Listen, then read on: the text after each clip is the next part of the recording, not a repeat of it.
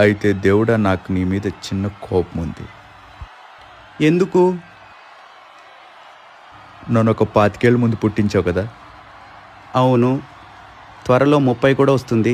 కాదు, అప్పుడే 30 వచ్చేస్తుందా? ఇలానే ఉంటే 50 కూడా వస్తుంది. సరే, ఏమైనా సరే ఒక 30 ఏళ్ళ ముందు పుట్టించావు కదా.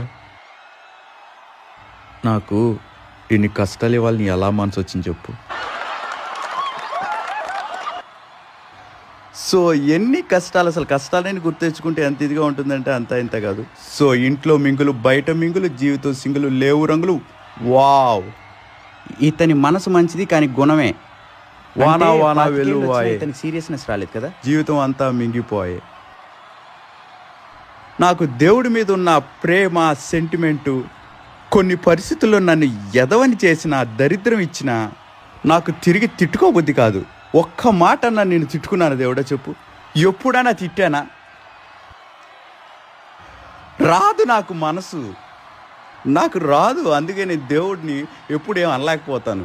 మా దేవుడు నువ్వు. మనసులో తిట్టుకుంటే మనసులో కూడా తిట్టుకోలేదా? Swear swear swear. మనసులోనా? అస్సలు మనసే ఇరిగిపోయింది, ఇంకేమనుకుంటాం.